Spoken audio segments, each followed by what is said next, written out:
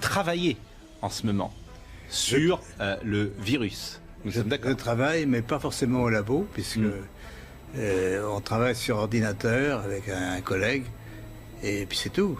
On n'a pas d'expérience, on peut dire, mais l'expérience vient de la maladie elle-même, de toutes les mesures qui sont faites actuellement dans les laboratoires sur les patients. Et vous êtes arrivé à certaines conclusions. Alors, nous sommes arrivés à la conclusion qu'effectivement, il y avait eu une manipulation au sujet de ce virus. C'est-à-dire ?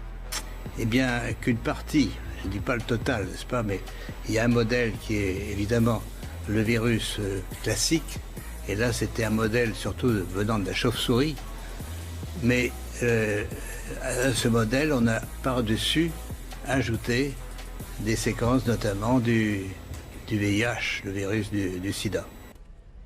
Mais quand vous dites on a ajouté, qui a ajouté ? Moi je ne sais pas. Mais c'est pas naturel, c'est ce que vous voulez dire ? Non, ce n'est pas naturel, c'était un travail de professionnel, un travail de biologiste moléculaire.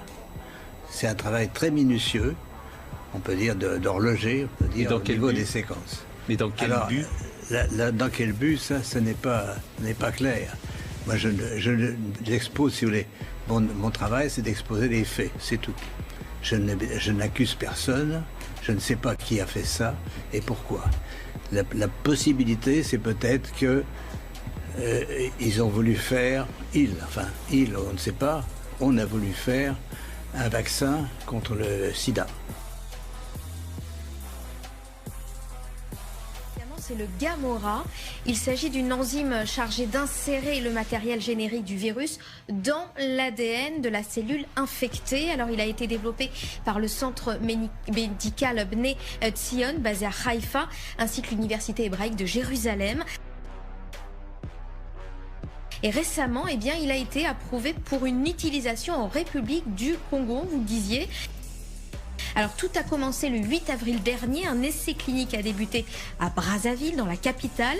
Les médecins de l'hôpital clinique La Source se sont aperçus que l'état des patients atteints du VIH également et infectés par le Covid-19 s'était nettement amélioré après avoir reçu ce Gamora. Alors cette étude, elle réunissait 30 patients gravement malades, vous l'avez dit, du Covid-19, qui étaient en soins intensifs. Certains